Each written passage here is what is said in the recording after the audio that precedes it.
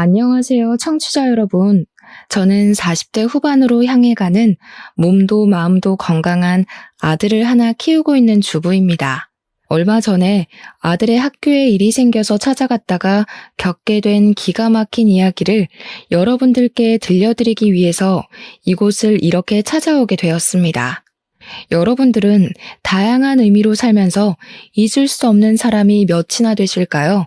저는 사실 손에 꼽히는 수준으로 적게 있었는데 제가 어린 시절부터 당했던 수모를 잊지 못해 기억하는 사람들이었습니다. 제 인생의 끈을 놓게 만들고 싶었던 사람들이자 악착같이 이를 악물게 한 사람들이기도 하고요. 절대로 잊어서는 안 될 인간들이라 마음 깊은 곳에 꽁꽁 감춰둔 판도라 상자 같은 것입니다. 저는 그 사람들 덕분에 어떻게 보면 제 인생을 함께 걸어나갈 동반자를 만나기도 했지만 반대로 그 인간들을 만나지 않았다면 비뚤어지지 않았을 것 같기도 합니다. 제가 애둘러서 이렇게 표현을 하니 어떤 이야기가 펼쳐질지 상당히 궁금하시죠? 제 이야기를 듣다 보면 여러분들도 저와 함께 이를 갈게 될지도 모르겠습니다.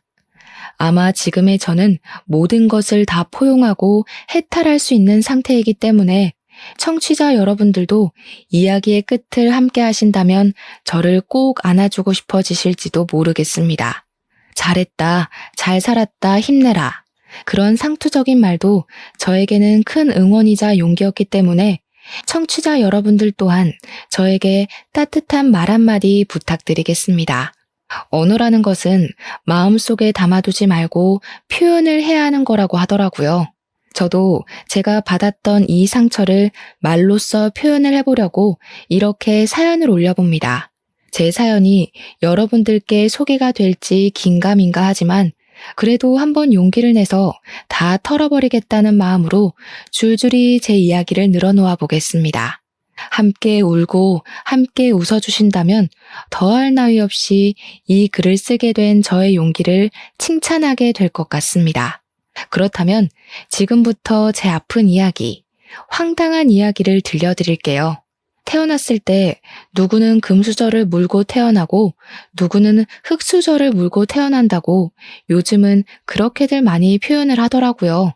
어디 아파트에 사냐, 부모님이 무슨 차를 끌고 다니냐, 나라에서 나오는 지원금을 받냐 안 받냐. 그런 걸로 어린 아이들조차도 너는 금수저다, 너는 흙수저다 한다면서요. 저는 그 이야기가 참 우습게 느껴집니다. 흙수저 또한 흙으로 빚은 수저 정도는 들고 태어난다는 이야기 아니겠습니까? 저는 그 흙수저조차도 가지고 태어나지 못한 이 세상에 태어나서는 안 될 취급을 받은 아주 불쌍하게 처절한 아이였습니다. 저희 어머니라고 부르고 싶지도 않은 그 여자는 미혼모의 몸으로 저를 임신해서 제가 뱃속에 들어있는 10개월 내내 저를 감추고 그 누구에게도 드러내지 않았습니다. 어머니께서는 저를 낳고 나서도 버릴지 말지 한참을 고민했던 사람인 것 마냥 멍하니 계셨다고 했습니다. 저를 병원에서 낳은 것도 아니었고 아직도 저는 제가 어디서 태어났는지 알 수가 없습니다. 길바닥인지 아니면 허름한 모텔인지 아무도 알려주지 않아서 알 수가 없었죠. 단지 제가 병원에서 태어나지 못했다는 것을 알고 있는 건 제가 이미 태어난 뒤에 구조가 되었다는 걸 어머니에게서 듣고 알고 있기 때문입니다. 어머니는 저를 버리려고 했고 그걸 알게 된 누군가의 신고로 저는 병원으로 이송이 되었고 어쩔 수 없이 보호자가 된 어머니께서 출생신고까지 할 수밖에 없었던 기구한 이야기인 것이죠. 어영부영 저를 떠맡게 된 어머니께서는 저를 챙겨주시다가도 인생의 회의감이 느껴지면 저에게 아무런 신경도 써주지 않았습니다. 아버지라는 사람은 어머니께서 저를 임신하자마자 책임지라고 할까봐 무서워서 어머니의 곁을 떠났다는 이야기만 들었습니다. 그러니까 제 아버지가 누군지 모르고 지냈죠. 가끔은 존재하지도 않은 아버지의 얼굴을 상상으로 그려내면서 그리워하기도 했었습니다. 어머니께서는 제가 말을 하고 배고픔을 입 밖으로 꺼내던 시기가 온 순간부터 저에게 관심을 딱 끊으셨었거든요. 집으로 불러오는 수많은 남자친구들 사이에서 저는 그분들이 가끔 가다가 사주시는 간식들을 기다리며 하루하루를 보내야만 했습니다. 한마디로 정서적으로 상당히 우울감을 가지고 있었고 소극적인 성격이었으며 어머니의 윽박이 무서워 말을 해도 될까 안 될까 고민만 수두룩한 어린 아이였던 것입니다. 거기다가 말을 알아들을 수 있는 시점이 된 이후부터 어머니께서는 어떤 일이 생겨도 항상 제 탓을 하셨기 때문에 저는 불안한 유년기를 스스로 헤쳐나가야만 하는 잡초 같은 아이였습니다. 어머니께서는 분풀이를 저에게 하셨고 남자친구들과 헤어지게 되면 그것 또한 제가 짐덩어리처럼 붙어있기 때문이라고 생각하셨습니다. 남자가 없으면 삶을 살지 못하는 것처럼 매번 어머니께서는 이 남자 저 남자에게 매달리고 차이고 그렇게 지내셨어요. 지금 생각해보면 어머니가 저를 낳았을 때의 나이가 고작 21살이었으니 그럴 만도 한가 싶습니다. 이해하려고 노력하는 건 아니지만 21살 나이가 얼마나 꽃 같고 아름답습니까? 다른 친구들은 한창 자기를 꾸미고 놀러 다니고 대학 생활을 즐길 때 우리 어머니께서는 방구석에서 제 기저귀를 갈고 있었을 테니 본인의 자존감도 많이 떨어졌을 테고요. 거기다가 남자로 인해 망해버린 인생이라 생각을 하셨으니 남자로 다시 인생을 펴야 한다고 생각할 법도 해서 제가 이 나이가 돼서야 그럴 수 있다는 생각이 드네요. 정서가 온전치 못하고 늘 불안감, 위기감에 시달렸던 저의 다른 사정 또한 좋지 못했습니다. 그러니까 어머니께서 남자친구를 만나고 있을 때는 전기도 들어오고 가스도 들어오긴 했지만 남자친구와 헤어져 아무런 생활비 지원을 받지 못하게 되면 그마저 뚝 끊겼습니다. 학교에 가려면 씻어야 하는데 전기도 들어오지 않고 난방이 되지 않으니 어두컴컴한 욕실에서 차가운 물로 머리를 감고 몸을 씻어야 했습니다. 가난이 정말 싫었지만 그보다 더 싫은 건 너네 집 엄청나게 가난하다며? 하고 저를 조롱하는 친구들이었기에 매일같이 박박 씻었거든요. 저는 찬물에 온몸이 사시나무 떨리듯 떨렸어도 매일같이 씻고 학교에 등교했는데 그때마다 잠결에 눈도 제대로 뜨지 못한 어머니가 시끄럽다고 소리를 지르셨습니다. 매번 제 탓을 하며 가스가 끊긴 것도 전기가 나간 것도 다 저 때문에 이렇게 살게 된 것이라고 하셨습니다. 모든 이유에 저를 갖다 붙이셨어요. 저 때문에 결혼을 하지 못했고 그래서 어쩔 수 없이 이런 가난함을 겪으며 살아야 한다고 저만 없었더라면 어머니의 인생은 달라졌을 거라고 하셨습니다. 그 시대에는 부부가 이혼을 하는 경우도 지금처럼 많지 않았기 때문에 미혼모에게 달라붙는 시선이 엄청나게 나쁘던 시절이긴 했습니다. 여자가 처신을 어떻게 하고 다녔길래 남편도 없이 혼자 애를 키우냐고 손가락질을 하고 당연히 저와 놀지 말라는 학부모들이 늘어났습니다. 저는 아무런 잘못을 하지도 않았지만 늘 그들 사이에 미운 오리 새끼였습니다. 우리 어머니께서 제 밥이나 제대로 챙겨주셨겠습니까? 그랬다면 제 키가 이리 작을 수가 없지 않을까 하는 합리적 의심이 듭니다. 눈만 마주쳐도 욕을 하고 싶고 분풀이를 하고 싶어서 입을 달싹이던 우리 어머니는 당연히 제 식사도 제대로 챙겨주시지 않았습니다. 밥을 제때 먹지 못하고 먹어도 많이 먹질 못하니 저는 늘 저체중으로 힘들었고 기립성 저혈압이 와 앉았다 일어서는데도 머리가 핑핑 돌아 쓰러지곤 했습니다. 학교에서 1년에 한 번 실시하는 체력장이라던가 혹은 건강검진의 날에도 늘 저체중이라 많이 먹어야 된다는 결과지를 받았고 빈혈과 저혈압이 있다고 병원에 내원 요망이라 적혀 있었습니다. 하지만 병원에 갈 돈이 없었기 때문에 저는 단 한 번도 그 결과지를 들고 병원에 찾아가 본 적이 없었습니다. 요즘은 무상교육이다, 무상급식이다 해서 밥도 주고 교육도 공짜로 시켜줬지만 예전에는 학교를 다닐 때 분기별로 등록금과 급식비를 지불해야 했었습니다. 중학교도 고등학교도 전부 말입니다. 저는 매번 그 명세서를 들고 집으로 돌아갈 때가 가장 가슴이 두근두근거렸습니다. 공부도 못하는 게 어차피 대학도 못 갈 것인데 뭐 한다고 그 돈을 내고 학교를 다니라는 소리를 매번 입버릇처럼 하셨기 때문에 진짜로 돈을 주지 않으실까 싶었던 것이죠. 그 돈이면 우리 어머니의 며칠간 생활비나 다름없었기에 저는 항상 분기가 되면 돈을 내야 한다는 것에 스트레스를 받고 있었습니다. 매번 돈을 밀리고 제대로 수납을 하지 않으니 교무실에 불려가서 인격 모독을 당해야만 했습니다. 그때는 촌지라는 것도 유행이었는데 뭐 돈 한 푼 없는 비렁뱅이에게 뭘 기대하겠습니까? 그러니 학교 선생님들도 저를 대부분 막대하셨죠. 하지만 중학생 때 유난히 저에게 친절하셨던 담임 선생님이 딱 한 분 계셨습니다. 그 선생님은 잊히지가 않습니다. 늘 등록금으로 힘들어하고 돈이 없어서 주눅이 들어있었던 저를 불쌍히 여기셔서 등록금을 대신 내주기도 하셨던 분이셨거든요. 저에게 학교를 그만두고 싶어도 중학교 졸업조차 못하면 사회에서 아무짝에도 쓸모없는 사람이 된다고 고등학교까지 꼭 졸업하라고 용기를 주셨습니다. 고등학교까지는 졸업을 해야 공장에 취직을 해도 할 거라면서요. 저는 그 말을 뼛속 깊이 새겼습니다.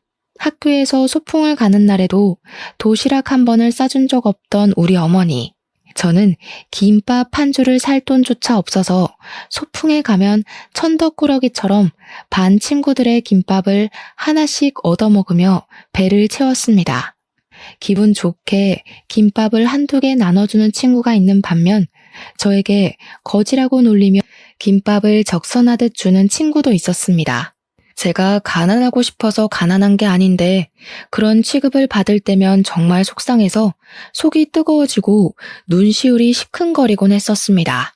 우리 어머니는 늘 저에게 관심이 없었고 바깥으로 놀러 다니기 바빴으며 동네에서도 소문이 참 좋지 않은 문제가 많은 그런 여자였습니다. 하지만 어머니는 항상 제 탓을 하셨고 저는 그 말에 익숙해져 있었기에 정말로 어머니의 불행함은 모조리 나의 탓이구나. 내가 존재해서 그런 거구나 하며 지내게 되었습니다.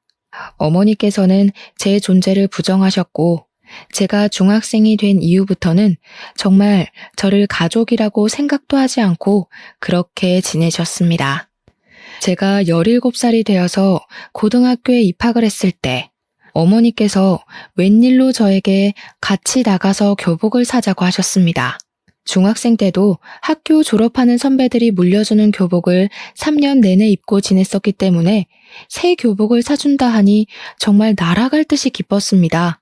어머니는 저에게 비싼 교복을 사주시면서 이제 고등학생이니까 앞가림 정도는 스스로 하라고 웃으며 말씀을 하셨고 저는 아무것도 모른 채 좋다고 고개를 끄덕였습니다.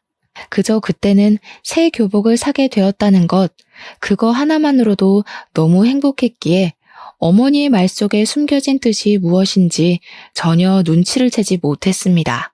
그렇게 새 학기를 기다리던 어느 날, 교복을 머리맡에 두고 깊은 잠이 들었는데 다음 날 눈을 떠보니 어머니께서 집에 계시지 않더라고요. 처음에는 그저 어머니께서 아침부터 볼 일이 있으셨나 보다 하고 말았습니다.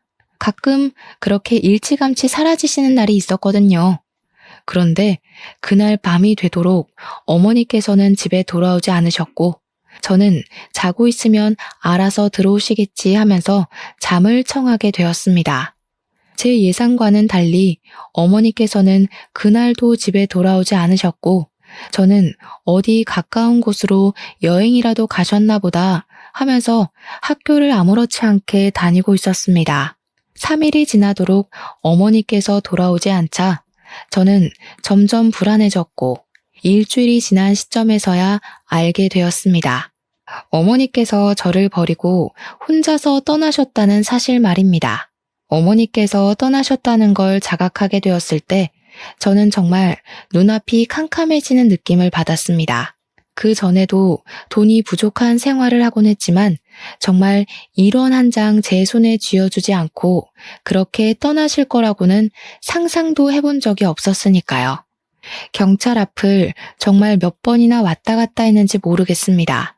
결국 용기를 내어 경찰서에 들어가 우리 어머니께서 가출을 하신 것 같다고 신고를 하게 되었습니다. 경찰들은 귀찮은 걸 떠안았다는 표정으로 저에게 다른 보호자분은 어디에 있냐고 물어보셨고, 저는 아버지가 없었기에 다른 보호자는 없다고 이야기를 했습니다. 그 말이 끝나기 무섭게 경찰들의 표정이 바뀌더니 막 분주하게 이곳저곳 연락을 넣고 저에게 집에 같이 가보자고 말씀을 하셨습니다. 어머니와 제가 간신히 몸을 닐 만한 원룸으로 경찰들과 함께 걸어가고 있는데 대뜸 저에게 다른 보호자가 없으면 보호시설을 가야 하지 않겠냐고 이야기를 꺼내더군요. 경찰분들이 전화통화를 하던 곳은 제가 임시로 지낼 만한 보육원 같은 보호시설이었던 것이었습니다. 보호시설이 요즘은 시설도 좋고 전문적인 선생님들이 상주하고 계시지만 그때 당시에는 그렇지 못했습니다. 시설도 나빴지만 무엇보다 나쁜 원장이 참 많았고 아이들을 상대로 앵벌이를 시킨다던가 무급으로 노동을 시킨다던가 하는 일이 생각보다 꽤 많았습니다. 한마디로 지금보다 더 나쁘면 나빴지 좋을 상황은 아니라는 생각이 들어서 저는 보육시설에 가고 싶지 않다는 생각이 번쩍 들었습니다. 정말 너무너무 무서웠습니다. 어머니께서 혹시라도 나중에 제 생각이 난다면 저를 찾아오실 수도 있다고 생각을 했고 고아원은 죽기보다 가기 싫었습니다. 또 그 시설에 있는 아이들이 엇나간 아이들의 표본이라고 생각을 했거든요. 거기 가면 다 일진들만 수두룩하게 있을 것 같아서 도망치고 싶었습니다. 저는 결국 경찰들의 팔을 뿌리치고 엄마가 돌아오실 거예요 하고는 저희 집 반대 방향으로 뛰었습니다. 경찰들을 따돌린 후에서야 조심히 주위를 살피며 집으로 돌아왔고 오지 않을 걸 알면서도 어머니를 계속해서 기다렸습니다. 저는 어쩔 수 없이 혼자의 생활에 적응을 하게 되었고 새학기가 찾아와 고등학교에 입학을 하게 되었습니다. 학교가 신식 건물이라 그런지 급식이 나왔고 제가 저소득층으로 인정을 받았기 때문에 급식비를 지원받아서 밥을 공짜로 먹을 수 있게 되었습니다. 급식이 부실하긴 했지만 집에 있어 봐야 내내 굶으니까 학교에서 주는 밥을 배불리 먹으려고 욕심을 부려 급식을 먹기도 했습니다. 저의 그런 모습을 보고 학교 선생님들도 동급생들도 저를 거지라고 놀리기 시작했고 자연스럽게 왕따가 되었지만 몇 년을 겪었던 일이기에 대수롭지 않게 생각했습니다. 점심을 배불리 먹을 수 있다는 것만으로도 학교 생활이 무척이나 즐거웠거든요. 어머니께서 집을 나간 뒤로는 정말 흰죽도 못 얻어먹는 신세가 되어 저녁은 항상 굶거나 수돗물로 배를 채워야만 했습니다. 동급생 여자애들은 저를 무시하기 시작했는데 그 중에 유독 민지라는 여자아이가 저를 그렇게 괴롭히고 못살게 굴었습니다. 여자아이들의 따돌림이라는 게 그냥 욕이나 하고 무시나 하고 그 정도로 가벼울 것 같다고 생각하시는 분들이 대부분일 텐데요. 아닙니다.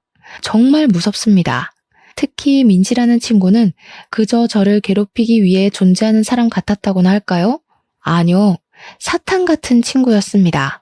처음에는 그저 다른 일반적인 왕따나 장난처럼 교과서나 체육복을 숨겨놓고 골탕을 먹이는 가벼운 장난으로 시작을 했으나 강도는 점점 심해졌습니다. 그도 그럴 것이 제가 초등학생 때부터 쭉 왕따를 당해왔는데 고작 교과서와 체육복 따위로 크게 반응을 할 리가 없었으니까요.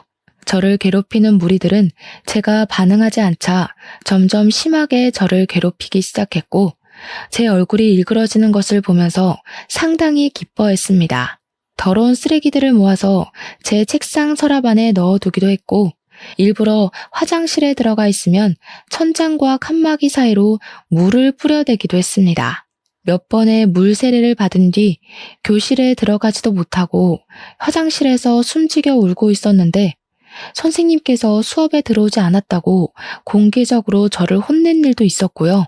수업이 다 끝나고 집에 돌아가는 길에도 학교에서 쳐다본 게 기분이 나빴다며 저를 뒷골목으로 불러서 괴롭히는 일도 있었습니다.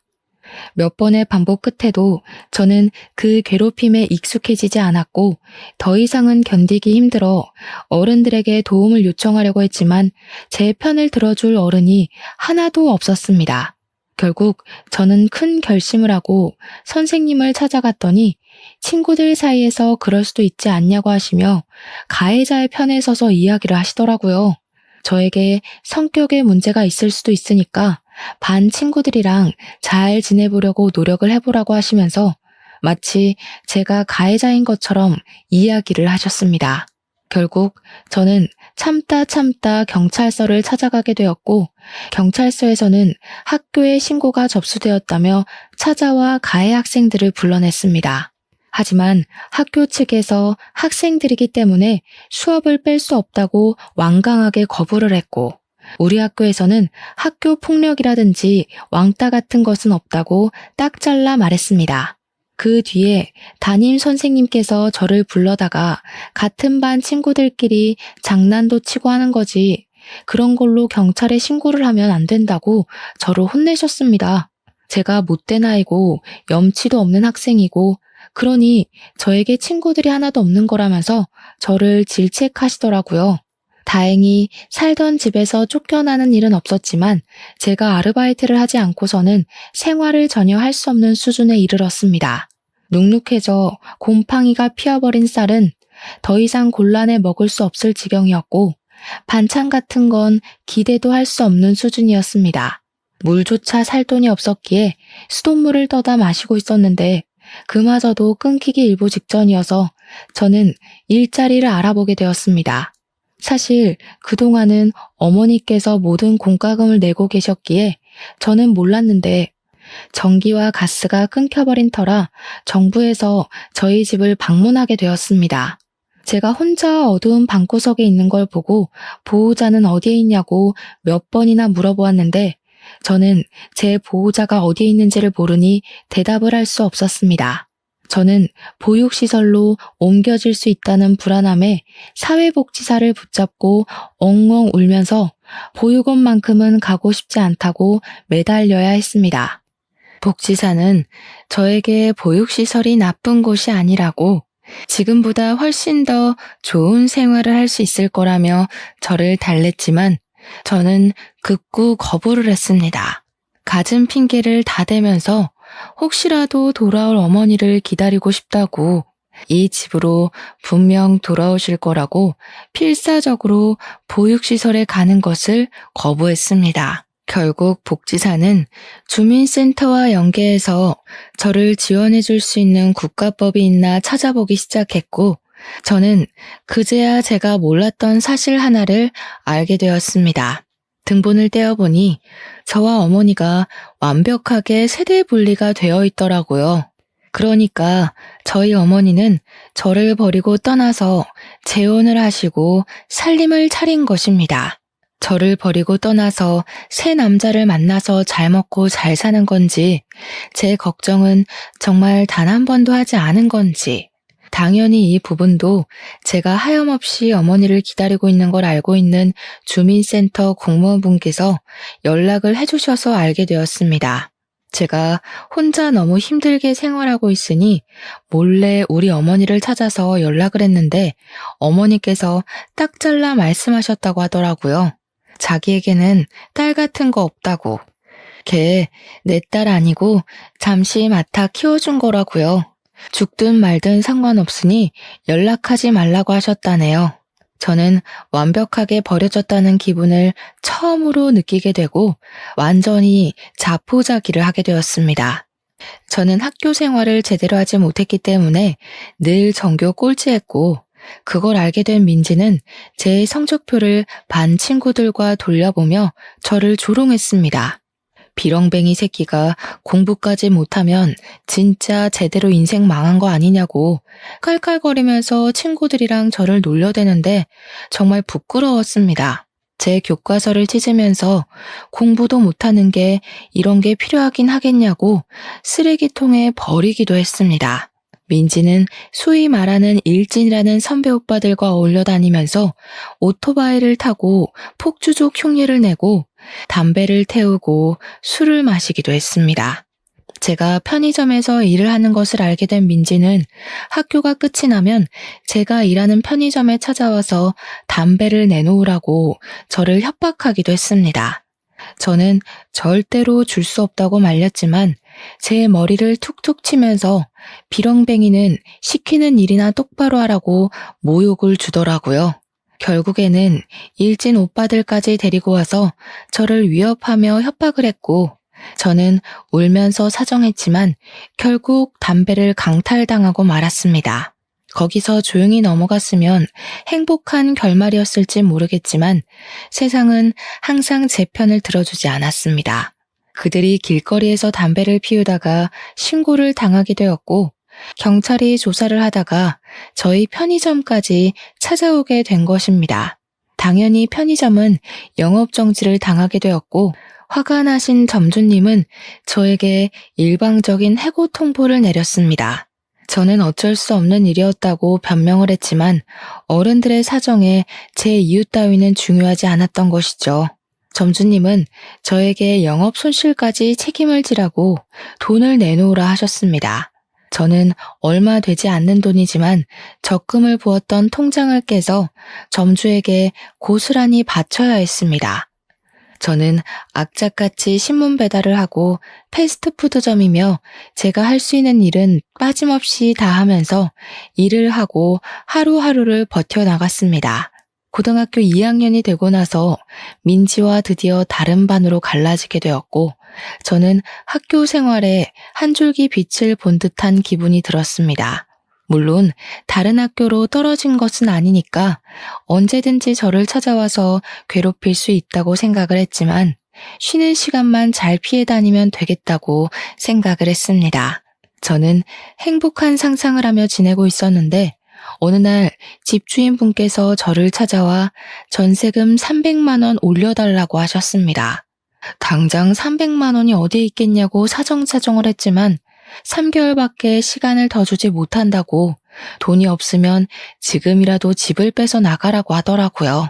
저는 하늘이 무너지는 듯한 기분이 들었지만 3개월 동안 300만 원을 모으지 못할 이유가 없다고 생각해서 다음 날부터 바로 인력센터로 출근했습니다.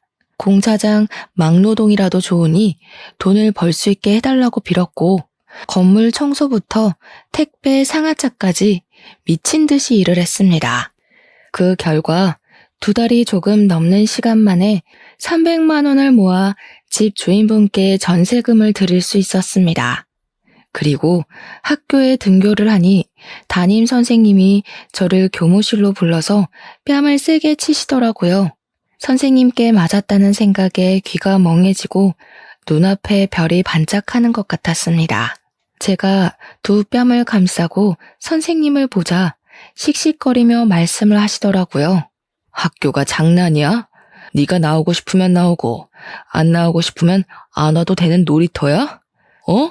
이 새끼가 아주 이렇게 난장판으로 학급 분위기 조성할 거면 자퇴를 해. 저는 정말 너무나도 속상했습니다. 다른 이유도 아니고 의식주를 해결하기 위해서 학교를 나오지 못한 것인데 저를 문제아 취급을 하니까요. 하지만 악몽은 거기서 끝나지 않았습니다. 제가 새로 구한 아르바이트가 2층에 있는 파스타집이었는데 저녁밥도 해결할 수 있고 생각보다 월급도 짭짤해서 마음에 드는 일자리였습니다. 그런데 그 건물 3층에 주점이 들어와 있었거든요. 제가 파스타집에서 마감 아르바이트를 끝내고 집으로 돌아가는데 그걸 민진의 일당이 목격을 한 것이었습니다. 간판이 꺼진 파스타집에서 나온 거라 생각하지 않고 제가 주점에서 일을 했다고 생각을 한 건지 학교에 이상한 소문을 내기 시작한 것입니다. 당연히 학교는 뒤집어졌고 저는 파스타집에서 아르바이트를 한 것이라고 속상함을 토로했습니다. 하지만 제 말을 믿어주는 사람은 아무도 없었습니다.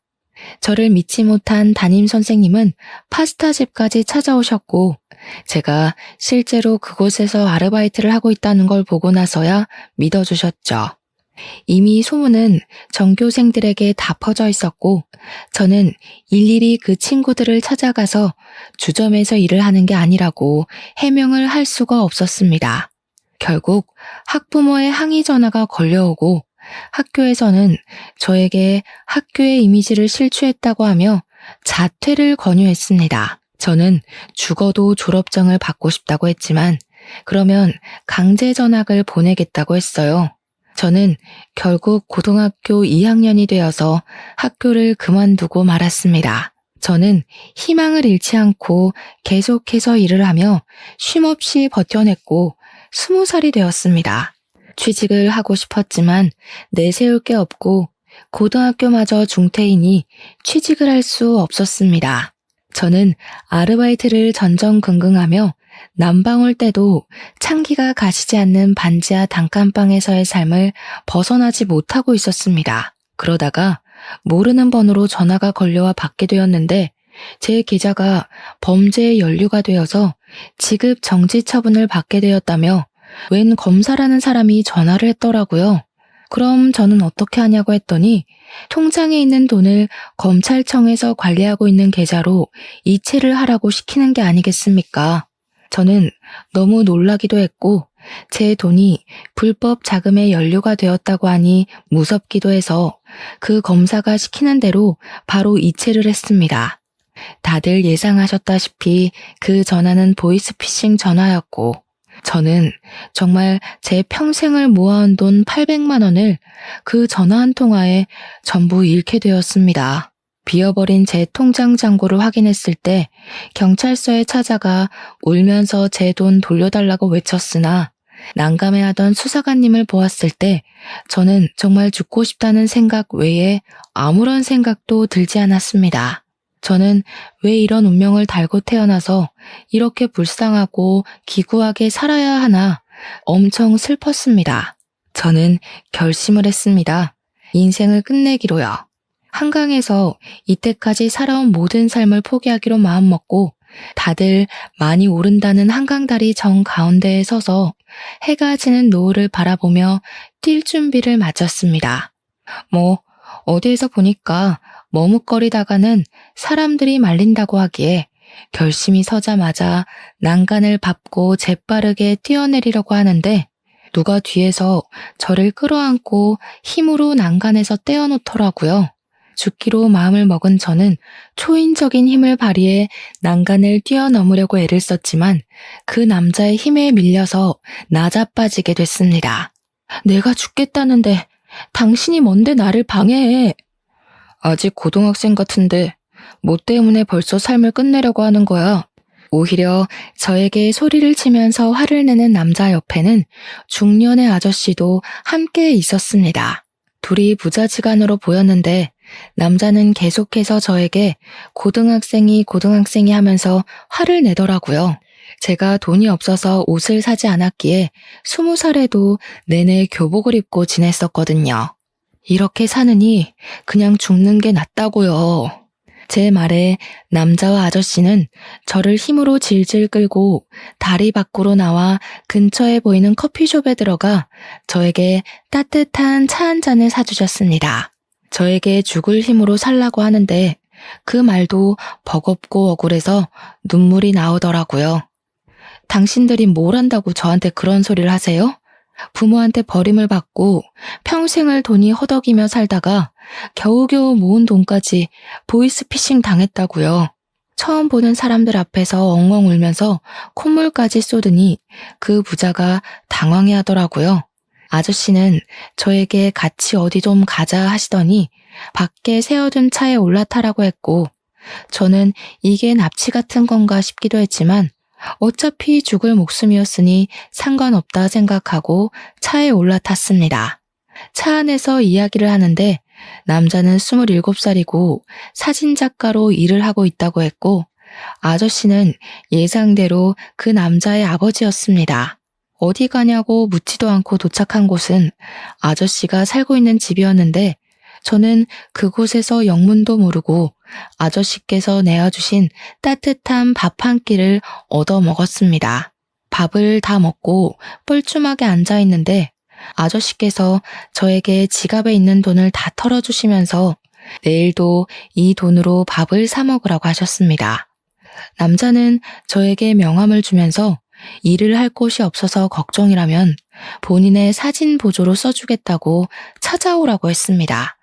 저는 그 집에서 나와 골목을 걷다가 그 아저씨가 준 돈을 주머니에 넣었고, 다음날 아저씨가 말씀하셨던 것처럼 그 돈으로 점심을 사 먹었습니다.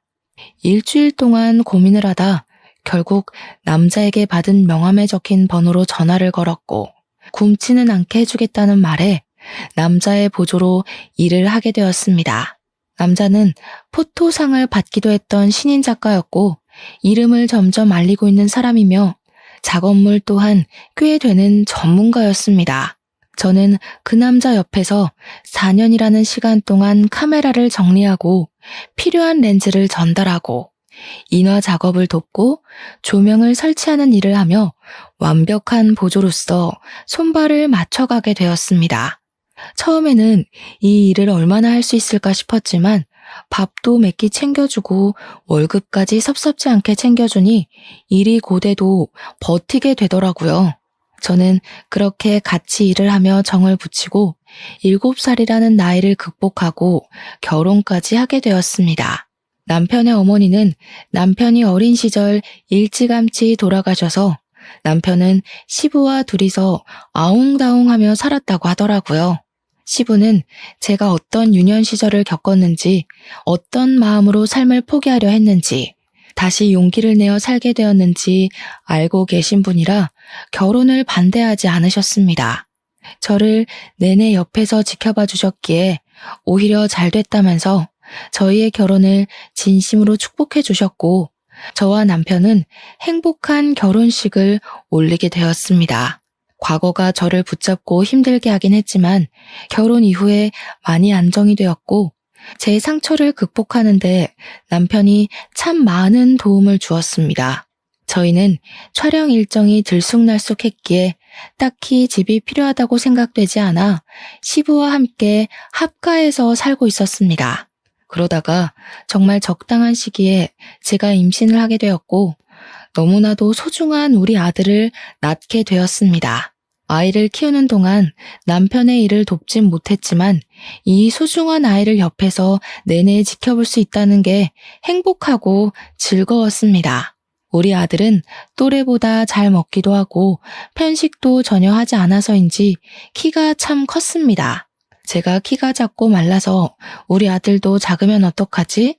하고 고민했는데 남편이 기골이 장대해서 그런지 아들도 남편 따라 크더라고요. 또래보다 힘이 좋으니 솔직히 걱정이 되기도 했습니다. 시대가 변하면서 학교 폭력에 관한 법도 많이 늘었고 우리 아들이 다른 친구들을 괴롭히지 말라는 법도 없으니까요. 그래서 저는 어릴 때부터 우리 아들에게 아예 운동을 가르치기 시작했습니다. 운동을 배우면 힘을 어떻게 사용해야 할지 스스로 깨칠 것 같아서 가르쳤는데 우리 아들이 운동에 정말 소질이 있어서 어릴 때부터 대회에 나가서 상도 받고 하더라고요. 태권도, 검도, 합기도를 시키고 12살 때부터는 아예 유도까지 정식으로 가르치기 시작했습니다. 15살이 되었을 때는 복싱을 배워보고 싶다는 아들의 말에 프로복서가 운영하는 운동장에 아들을 등록시켜서 복싱을 가르치기도 했습니다. 무럭무럭 자란 우리 아들은 17살이 되어 고등학교에 진학을 하게 되었는데 생전 문제 한 번 일으킨 적 없었던 아들이 어느 날 큰 사건에 휘말리게 되었습니다. 집에서 시부와 함께 점심을 차려 먹고 쉬고 있는데 학교에서 전화가 걸려온 것이 아니겠습니까? 우리 아들이 폭력 사건에 휘말려서 지금 학교로 오셔야 할 것 같다는 담임 선생님의 전화였습니다. 놀래서 남편까지 호출해서 학교에 달려갔는데 알고 보니 우리 아들이 같은 반 일진 같은 친구가 약한 친구를 괴롭히고 있어서 하지 말라고 말리는 과정 중에 시비가 붙어 싸우게 된 것이었습니다. 학교 선생님들도 평소 수업 태도가 좋은 우리 아들의 편을 들었고 사건의 전말을 다 알고 있어 일진 친구를 전학 보내기로 결정을 내렸다고 하더라고요. 하지만 일진 학생 부모가 학교에 찾아와서 자기 아들이 맞았으니 피해자인데 왜 우리 아들이 전학을 가냐고 난동을 부리고 있다는 겁니다. 저는 일단 우리 아들이 일진 학생과 싸웠기에 이야기를 나누려고 갔는데 거기에는 왕따를 당하던 학생네 부모님도 같이 자리를 하고 있더라고요. 일진 학생의 부모 얼굴을 보는데 이상하게 얼굴이 낯이 익은 게 아니겠습니까? 그 순간 딱 기억이 나더라고요. 네, 바로 민지였습니다. 지금 우리 아들을 때려놓고 뻔뻔하게 얼굴을 들고 나타나? 너 혹시 땡땡고등학교 나온 강민지 아니니? 그러니까 저를 빤히 보더니 기억해내고는 기가 막히다는 듯이 웃더라고요. 그 순간 피해자 학생의 부모가 소리를 쳤습니다.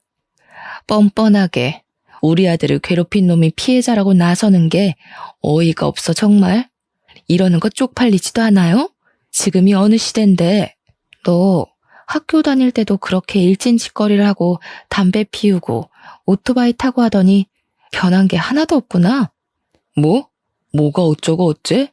담배를 피우고 오토바이를 타요? 우리 와이프가? 순간 민지가 사색이 되어서 입을 합 다무는데 민지 남편이 민지를 확 째려보면서 말을 하더라고요. 학교 다닐 때 조신하게 공부만 했다고 그래서 유학도 갔다 왔다고 하더니 생양아치였다고? 제가 누굴 닮았나 했더니 이것은 사기꾼 아니야? 그러면서 갑자기 민지네 부부가 부부싸움을 시작하는 게 아니겠습니까? 피해자 학생 부모와 저희 부부 모두 어이가 없었죠. 민지가 오해가 있다면서 자기가 다 설명할 테니 시부모에게는 비밀로 해달라고 남편에게 사정사정을 하는데 제가 이때다 싶어 폭로를 이어나갔습니다.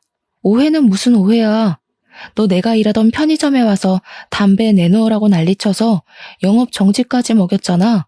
제 말에 민지 남편이 거칠게 넥타이를 풀면서 쪽팔려 죽겠다고 소리를 치더라고요. 그러던 와중에 교무실에 웬 노부부가 나타나서는 민지 아들한테 달려가 우리 손주, 귀한 우리 손주 얼굴 누가 이렇게 만들었냐고 침 튀기며 소리를 지르더군요. 제 아들의 멱살을 잡은 할머니가 네가 우리 손주 때린 거냐고 난리를 치는데 남편이랑 저랑 기가 막혀서 빤히 바라보았습니다. 그런데 정말 다시 생각해도 너무 소름 끼치고 어이가 없네요. 그 할머니가 글쎄 저를 버리고 떠난 제 친모이지 뭡니까? 엄마? 순식간에 찬물을 끼얹은 것 마냥 조용해지고 친모는 저를 보더니 손을 벌벌 떨면서 얼굴이 시퍼렇게 질리더군요. 제 남편도 어리둥절해서 저를 바라보는데 보아하니 친모랑 재혼한 남자의 아들이 민지의 남편인 것이었습니다. 교무실은 완전히 난장판이 되었죠. 저 사람이 너 버리고 갔다는 그 친모? 하루아침에 가출을 하더니 딴 남자랑 재혼해서 나 같은 거 모른다고 했던 그 친모. 이게 다 무슨 소리야? 딸아이 하나 있던 거 전 남편이 데려갔다고 하지 않았어? 그래서 우리 아들을 친자식처럼 생각하고 싶다고 그랬잖아. 그들의 막장 이야기를 듣다 보니 상황이 모두 정리가 되더라고요. 민지는 제 남편에게 요조 숙녀인 척 연기를 했고 날라리처럼 행동했던 지난 과거를 전부 청산하고 시집을 간 것이었습니다. 친모는 전 남편에게 저를 빼앗기고 상심이 큰 엄마 역할을 하며 새로 생긴 새 아들에게 현모양처 코스프레를 하면서 헌신을 다하고 있었던 것이고요. 하필이면 민지 아들이 큰 사고를 치는 바람에 판도라의 상자가 열려버린 거죠. 저는 그 태풍 한가운데 있는 태풍의 눈이었고요. 민지고 친모고 저에게 매달리며 오해 좀 풀어달라고 하는 거 저는 싹 무시하고 그들이 알고 싶어 하는 진실을 알려주었습니다. 민지 쟤는 일진이었고 술 담배는 기본으로 했죠. 양아치 오빠들이랑 어울려 다니면서 오토바이를 탔고요. 저를 엄청나게 괴롭혀서 자살까지 생각했었어요.